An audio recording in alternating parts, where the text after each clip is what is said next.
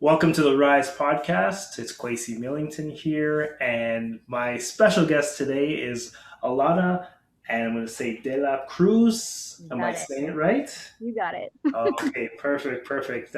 So before we get into her amazing story of resilience, I just want to say that I love interviewing people who have had life experiences that have exemplified resilience, and this is what we're going to talk about today. Alana and I met through Youth Speaker University, I think. Hmm. That's how we met up, and we've just become friends on Facebook. She's doing so many wonderful things in the world. And we're just going to get into it. So, Alana, first of all, thank you for being on the podcast. And yeah, welcome. Yes. Well, thank you for having me. Thank you so much. No problem, no problem. And one thing I do on the podcast, and I never really say, okay, these are the questions we're going to ask, and we're going to do this, and we're going to do that. We're just going to free flow conversation and see where it goes.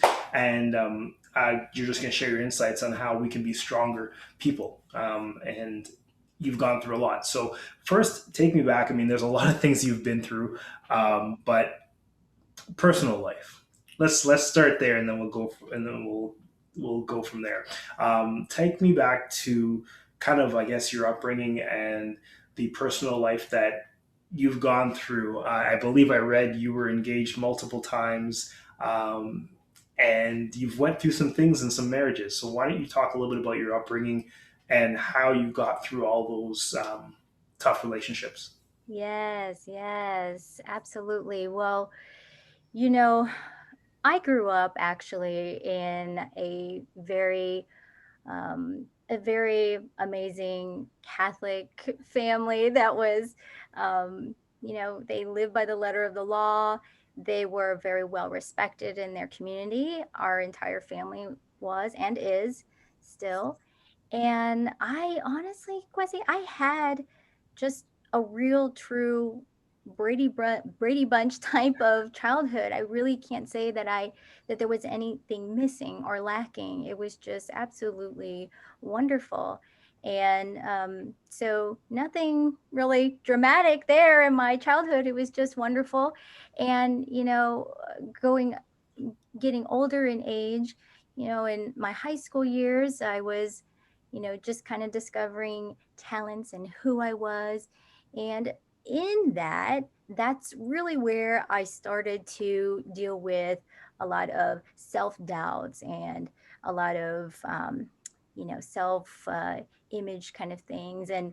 And just a lot of rejection kind of thoughts. And I think that, that actually may have carried into some of my relationships with my parents. So there was a lot of tension there, teenager versus parents. And I can't tell you what happened first, the chicken or the egg, but it was definitely some very trying times in my later teenage years until I I ended up running away from home after my first year of college, and it ended up me landing into the hands of my first my first husband and also my first abuser.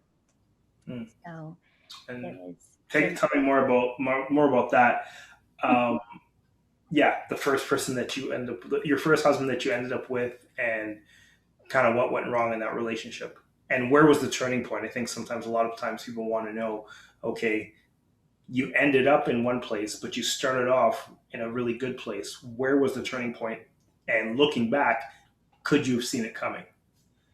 Yeah, I like I said, I think what was my which was my saving grace were those really good seeds that were planted into me by my family, by my upbringing, and I held on to that. So entering into this crazy situation that I never thought I'd see myself in getting into. Um, it was just absolutely it was a nightmare. I didn't think that I would ever, be somewhere in that place where I was. It was um, the nature of the abuse was, I didn't know that he was extremely addicted to pornography, and he essentially was trying to sell me for sex. So, Oh, yeah, that's not the kind of husband you want.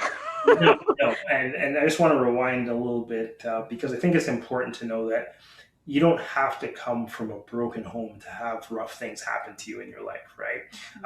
And so I think a lot of times, and that's actually good that you said that, because sometimes people think, well, my upbringing was normal. Why am I so messed up? Or why are all these things going wrong in my life? There's no rhyme or reason sometimes. Sometimes it's just one simple decision you make, even if everything else before went well in your life. So I thank you for sharing that. How did you meet him, and when did you discover that he was going to be trying to sell you into the sex industry? Well, first of all, the rule number one, and I'm sorry to all those who have met their lovers or their spouses on the internet. I did meet this particular gentleman on the internet, and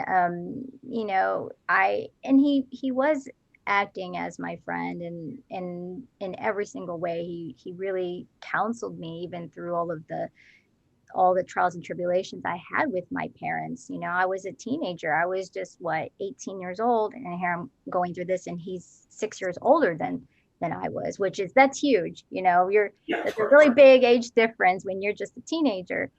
And so I was really looking up to him as a mentor of mine, and before you know it, I didn't have anywhere else to run away to but to him. So here I grew up in Illinois, and I ran away to him out in, at the time, he was in Washington State, in Washington. So, but it was, you know, something that I, it's like I stumbled into it. I didn't see it coming. I didn't know that that was something that he was really having issues with.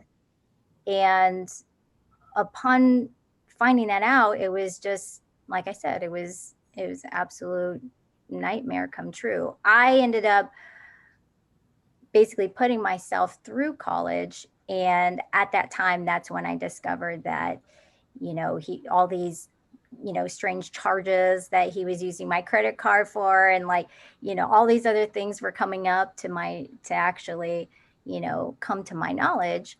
And all these little discoveries were just little, like, not just heartbreaks, but it was a form of, rejection over and over again. Like, Alana, what were you doing? What were you thinking? And just beat myself up over it, because this isn't who I am. This isn't my family. This isn't where I've come from, And so it was just, it was continually like salt in the wound for me. Yeah. Yeah. Mm-hmm. And I mean, it's one thing to discover charges and discover that he's into pornography, etc.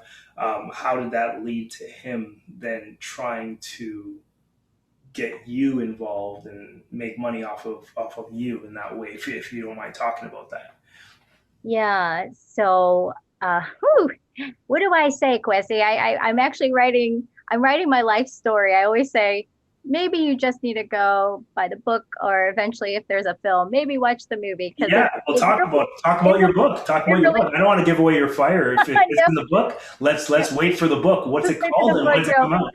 no, I can give you some little sneak peeks, but yeah, it was definitely, um, he essentially, what he was involved in was real estate, and got involved with other really wealthy men. And I have no idea how he got involved with them. But one day he just wanted to actually introduce me to these men. And I had no idea what it was about. And before you know it, I'm just instant messaging, back when there was AOL and all of that. So, they're messaging me, and all of a sudden I'm getting given an indecent proposal, for just one night of sex. And um, that right there had to be the biggest eye opener. I didn't even know that he was involved until this wealthy man said, well, I will have half of that amount wired into your bank account. And suddenly I realized, and I said, how did you even have my bank account? And he says, oh, your husband gave me your bank account. So I will say this, in that moment, I remember I slammed down my laptop and I went to sleep because it was just like, I can't even believe this. I can't even believe that this happened and that he was even offering me that.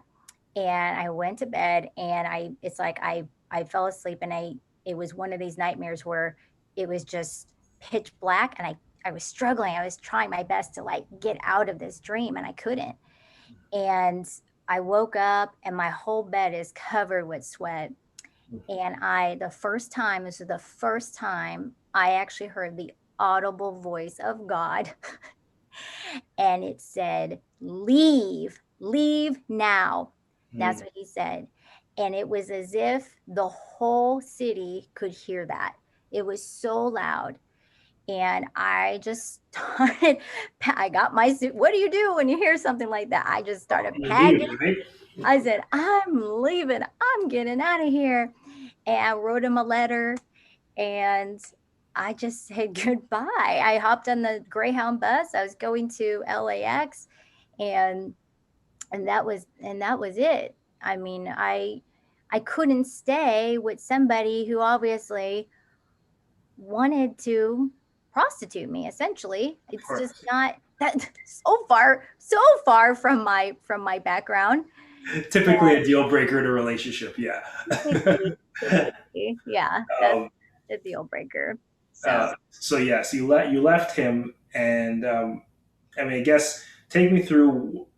I guess you were engaged multiple times, even after that, but you're with someone now who obviously you're in love with. How do you go from, I guess, wrong relationship after wrong relationship to getting to the right one?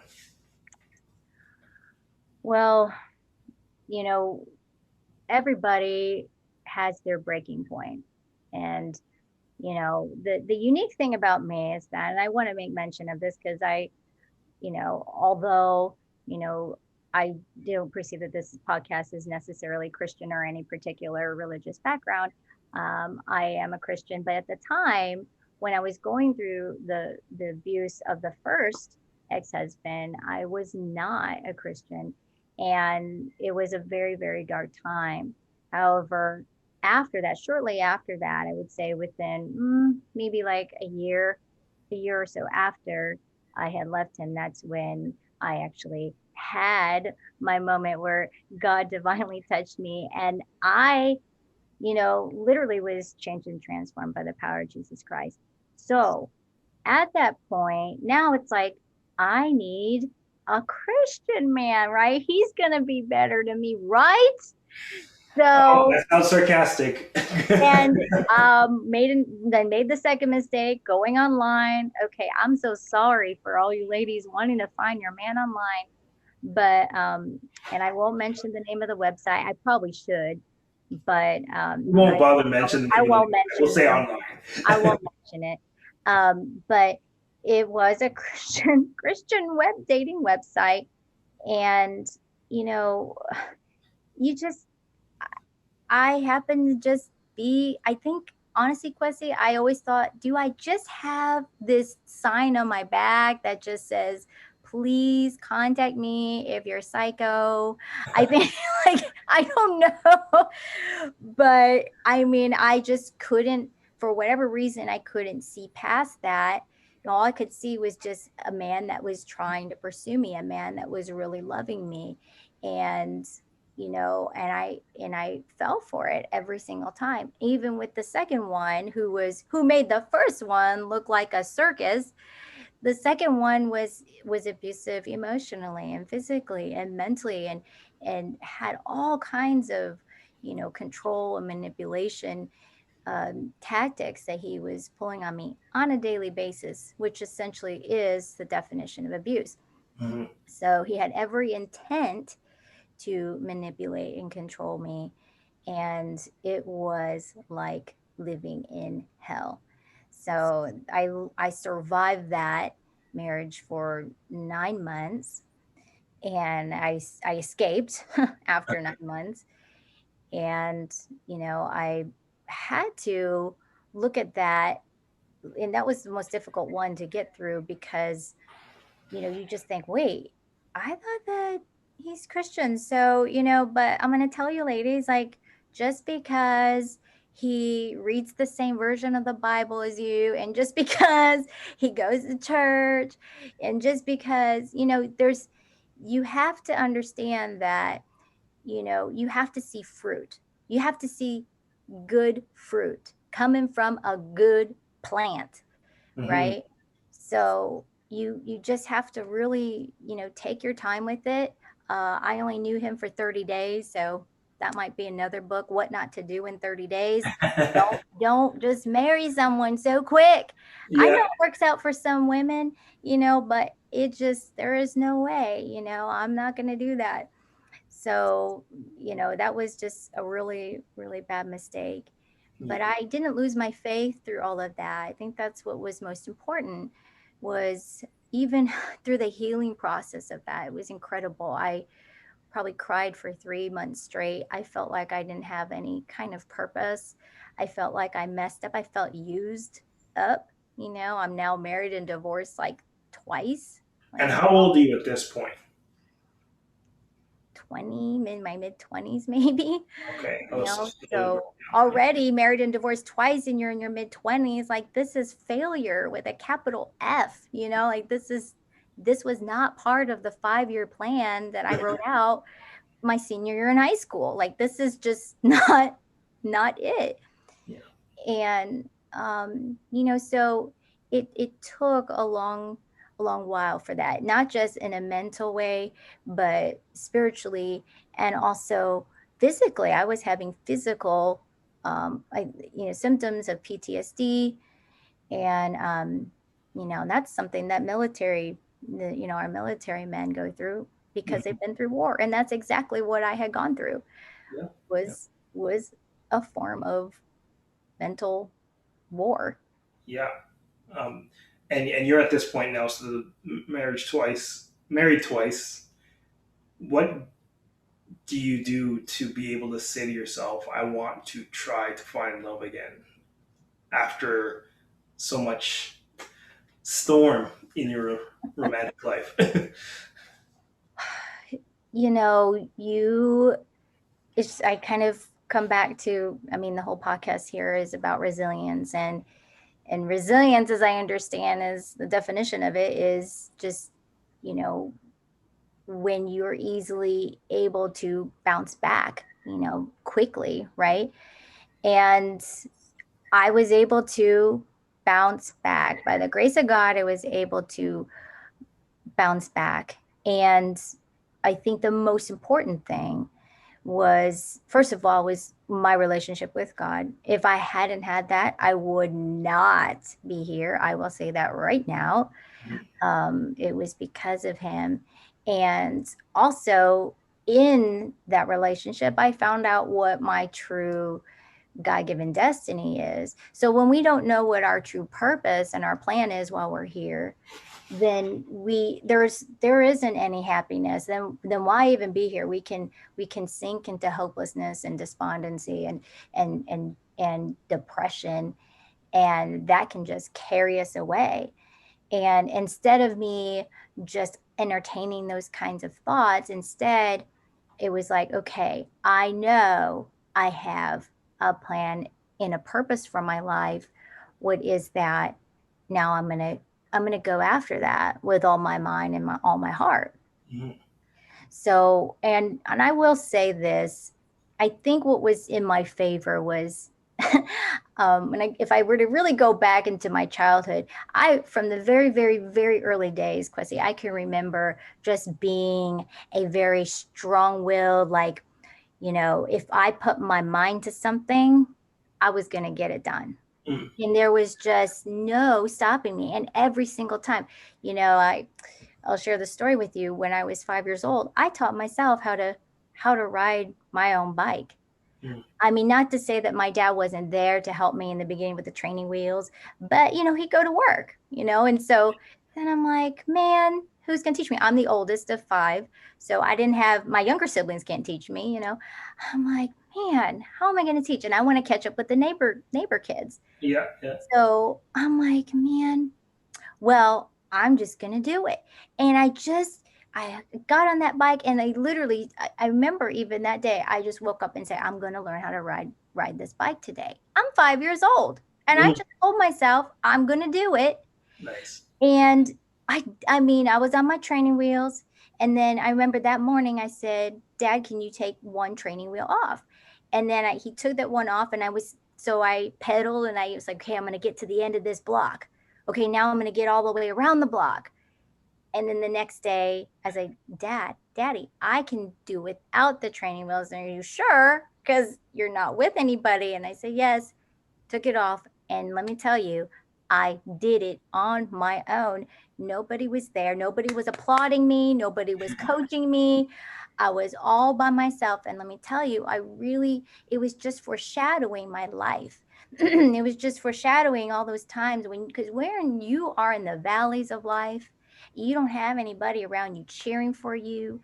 You have got to be able to have that umph. You have to be able to have that your own cheerleader on the inside of you saying, no, you can. You have to have the I can attitude, Mhm. and just push through and have diligence. And you got to be like that. You got to have a bulldog mentality where you're just like, oh man, I got that bone. I'm not going to let go of it, you know, and you just, you just plow through it. And I think honestly in my life, it was just through any pain or any, you know, trauma or any abuse that I've been through or hurt. Aside from abuse, I mean, I've been lied on, cheated on, I've been deceived. I mean, you name it. I think we all have. But even through all of that, you persevere through patience, through love, but also you just have to have a want to and an I can attitude that and a hope, really, a true hope that you're going to get through this no matter what. And it's not supposed to be this way. That's another thing in my mind. Anytime anything was ever negative going on in my life, it was like, no, this is not supposed to be my life. And I knew that. It's like I knew it deep, deep, deep within. I don't even know. I don't even have words to articulate. I just knew that wasn't where I was supposed to be and where I was destined to be. I just knew I had greater things. I had a greater calling in my life. So it's just like, no, we're gonna push through this, even if I have to, like, you know, it's just, it felt like I was pulling a Mack truck with my teeth. I don't know. It just like, no, You were we're you had gonna that get inner through compass this. inside of you to just kind of say, okay, something's Yeah. going to work through. So I'm going to work through this, and something's going to work in my favor. And you had that from a young age. Um, how did you find your calling? I mean, because I imagine in your mid 20s, when you're, gone through 2 bad relationships and probably a little bit lost besides your, relationship with God. How did you find your purpose, and what is it? You know, quite honestly, it took me a while to not find my purpose. It's like I I knew what my talents were. I knew as a singer, but it wasn't. And even, as a performer, it's like I knew these things, and I knew I had all this creativity bubbling up in me, but I never really truly acted on it. It was just something that's like, okay, that's the back burner. And it was always on the back burner because it was like, no, I need to do, like, let me just do this over here, or my other, jobs or other career or whatever it might be. And, finally, when I had moved to Branson, Missouri, that's when I finally kind of blossomed, and I embraced oh, I am a singer. So here I am performing on Branson stages, actually recording albums. And it was very bizarre, but I felt like that's when I started, as I started getting more experience in singing, I started gaining more confidence in general in myself, which was everything I battled way back before in life when I was younger. I told you I had all these, the self doubt and that's, self confidence issues. And now I'm just easily able to get up on the microphone and sing, in a big crowd, small crowd, whatever it is. I just had no idea that as I was cultivating and exercising these gifts, that it was going to do such a change, mentally, even in how I thought about myself. Yeah. And singing is not the only thing you do. I mean, you're talented, multi-talented. Tell me what I should call you and what is your title. And the reason I ask that is because that'll help me identify. Okay, what is it that you feel that should take most of your time and I guess efforts. Well, it's funny that you say that, because I know my title seems to just be increasing, but I would call myself a singer slash author, speaker, and multi-entrepreneur is what I would say. That just covers everything right there. Just Yeah, and I tell you, I ask you that because I see you sing, I see you speak, I see you have your own network coming to, I think, Roku, um, and you have your book coming out. And so when I was Mhm. preparing for this, I was like, okay, I'm not going to call her anything. I'm just going to let her explain and see where her passions lie. So who do you speak to, and who is your perfect audience then? Well, so this was, with Youth Speaker University, this was what was so difficult for me. It was trying to decide, okay, which one, because it's like I have three loves, I was like, how do I choose? But I really do have three passions and three different audiences.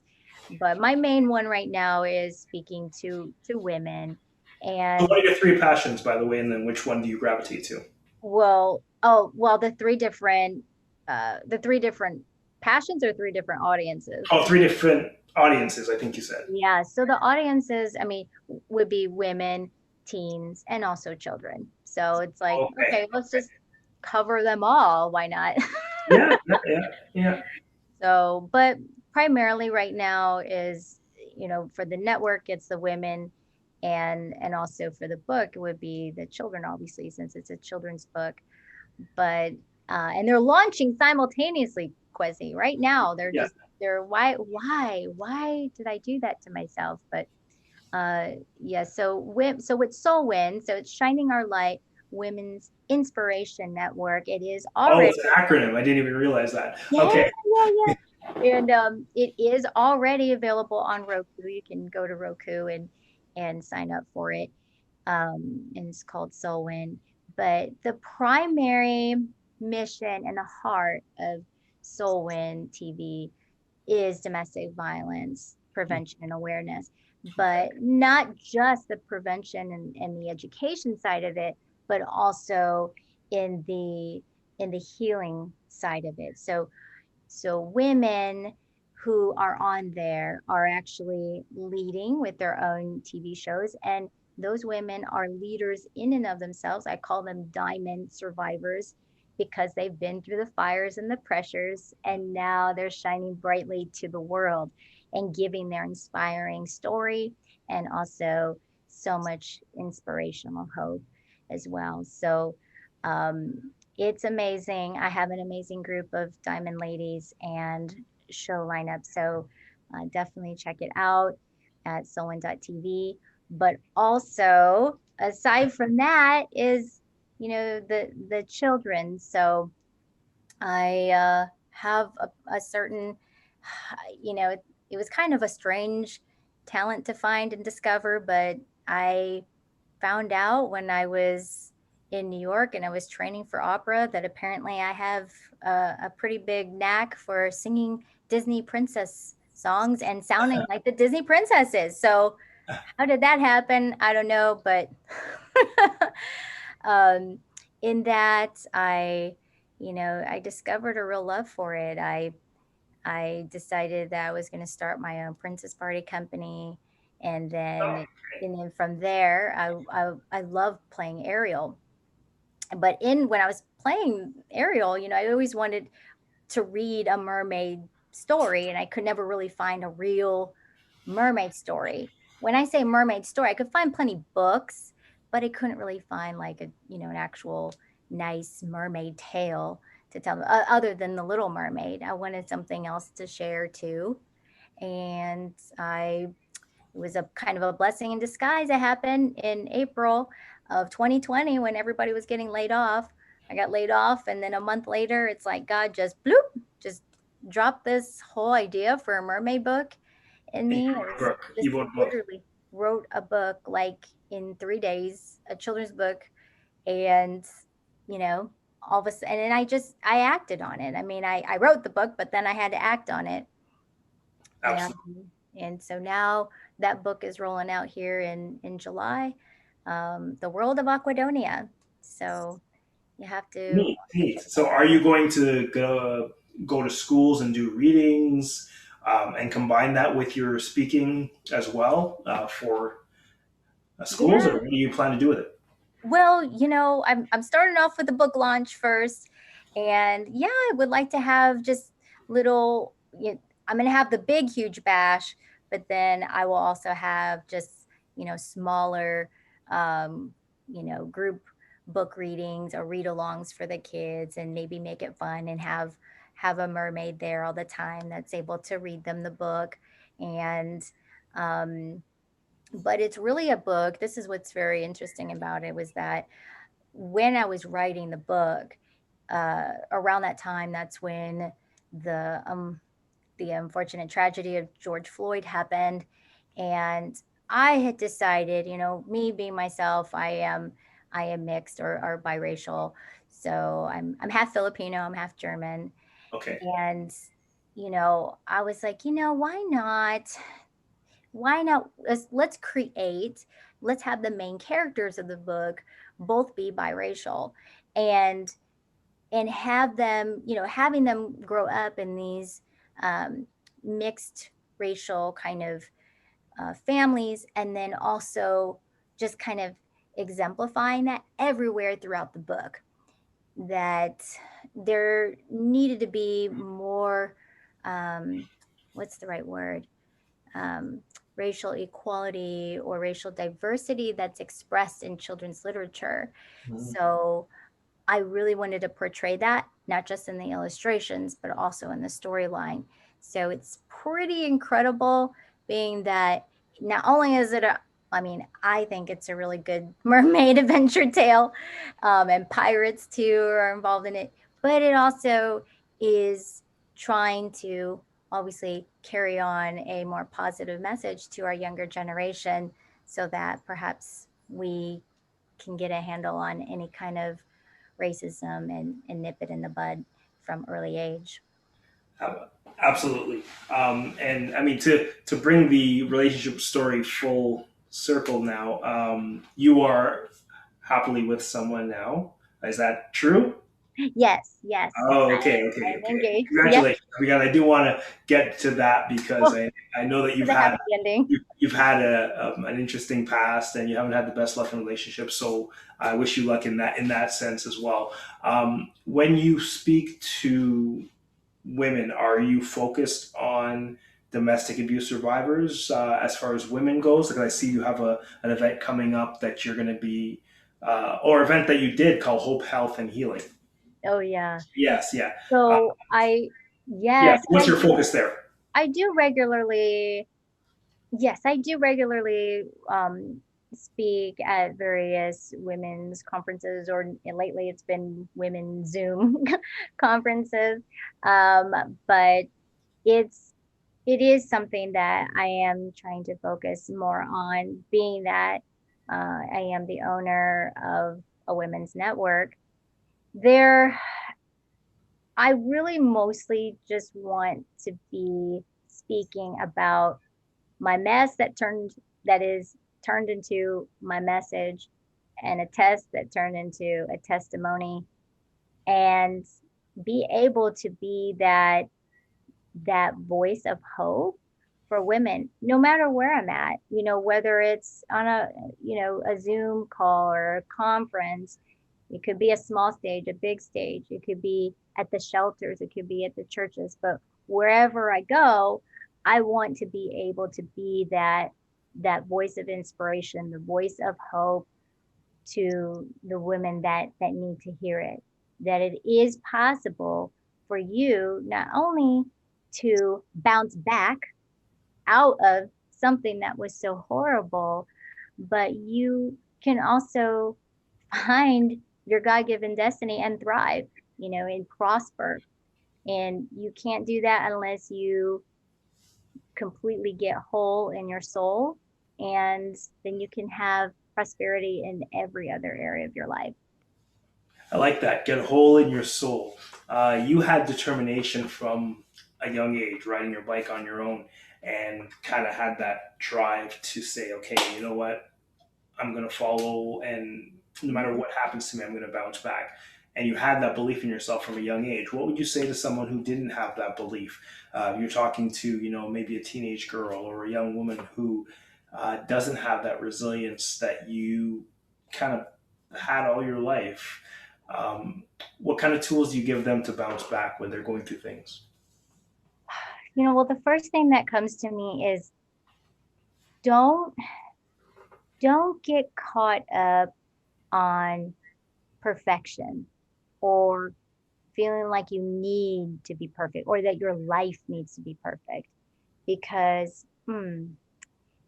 sometimes the things that happen to us, I go back and I think this is what I think, Kwesi, is my favorite story in the Bible. And for those that aren't familiar with this story in the Bible, is the story of Joseph.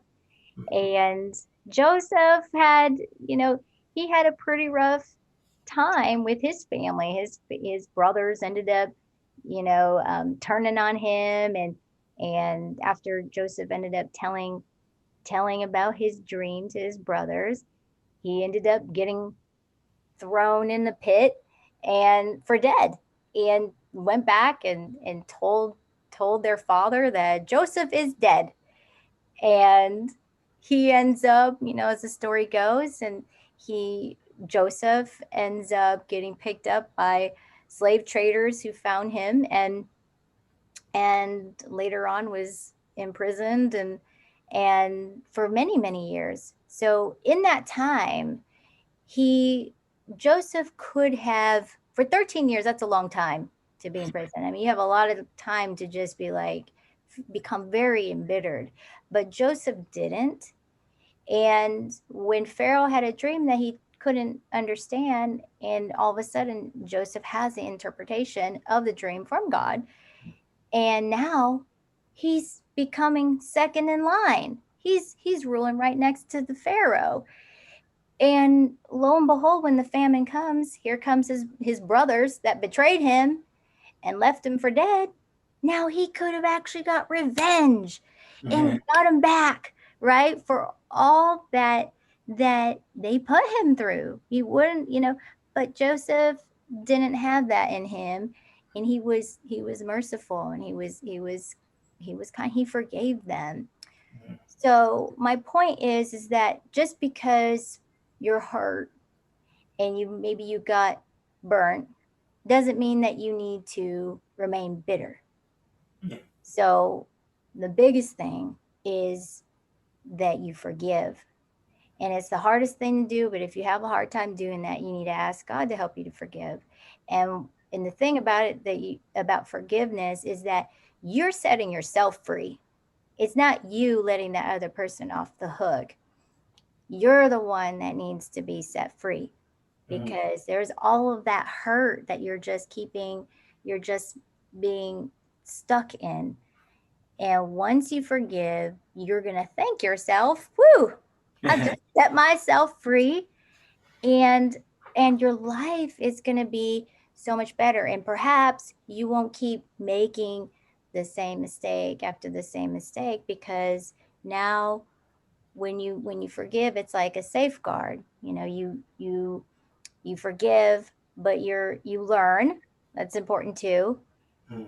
But now you can actually say, you're when your soul is whole, now you have the ability to, move forward and make better decisions in life, because your mind, the way that you think now is different.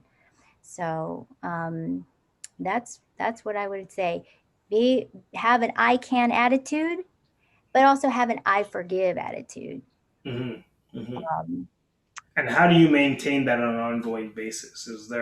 Are there practices that you do? Obviously, your faith, praying, reading the Bible. I'm sure that's part of it.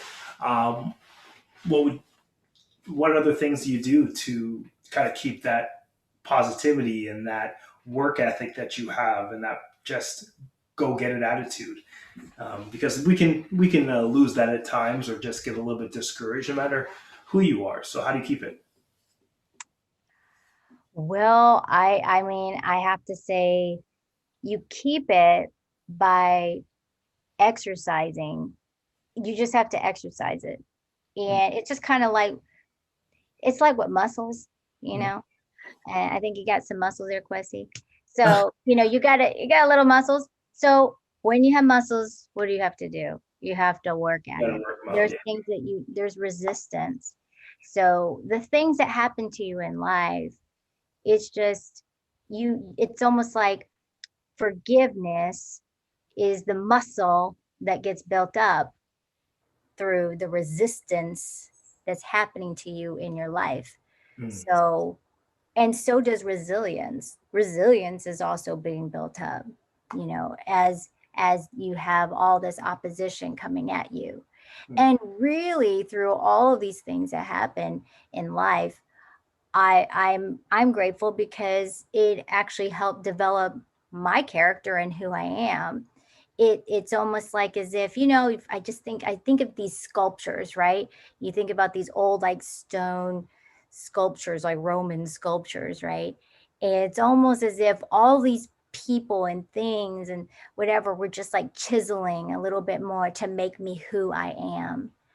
And that's exactly what I would say, that, because and the end all, going back to the Joseph Bible story, was the best line in the Bible that I like, and this is my favorite scripture in the whole Bible, is that he said to his brothers, he said, what what you intended for harm, God meant for good. Mhm. And so let me tell you, the things that are coming up against you, no matter how bad they are, God intends to use it for good. And you have to truly believe that there is some kind of good that is going to come out of it. And that's exactly what I think of when I'm speaking to women, that, oh my goodness, thank God, because this isn't all, everything that I went through isn't all in vain. Yeah. Because if I don't give it back, then, and help women change the trajectory of their lives with me telling my testimony and my story, then everything I went through was in vain.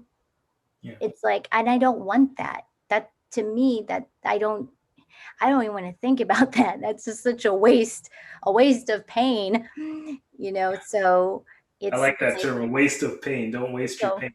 don't Yeah. waste your pain.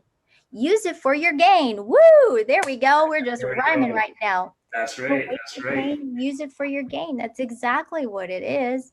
Yeah. And you turn your turning. It's about turning your past pain into your passionate purpose. Mhm. So you want to make sure that that you have those kind of thoughts too. Yeah. Yeah. And you've definitely done that. I mean, through everything you're doing, you're giving to all generations, and I love to see that. I mean, young children, teens, and adults as well. So just tell people where they can find you, where they can get a hold of you, and for what?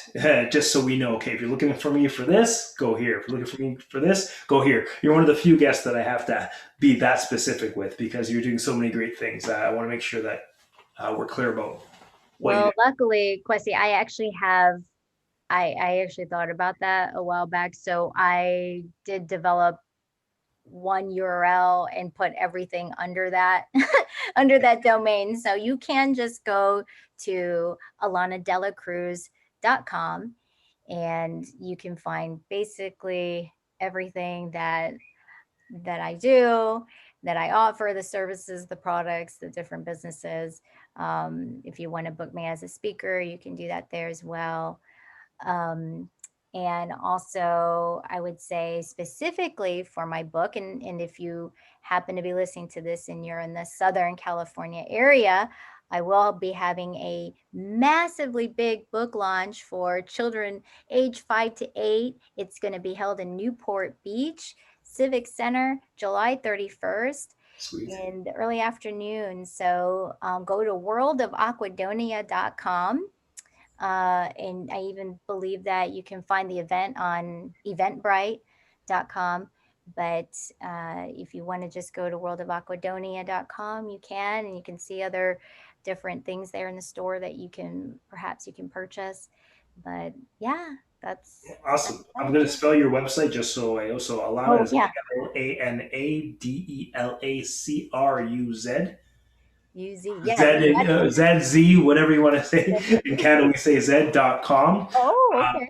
And then for your book, World of, spell Aquadonia for us. Aquadonia is AQUA Aquadonia, DONIA. Wow, it's like I'm a spelling bee, right? Okay, absolutely. Yeah. AQA. Okay, so Aquadonia. So AQA, World of Aquadonia. AQA, Donia, DONIA. Yep. Com. Yep. And then so people can come to your book launch at the end of July. Mhm. So I want to thank you for being on here. Thank you for shining your light. Thank you for not sinking into your struggle, but stepping into your greatness. So I appreciate that. And thank you for your time.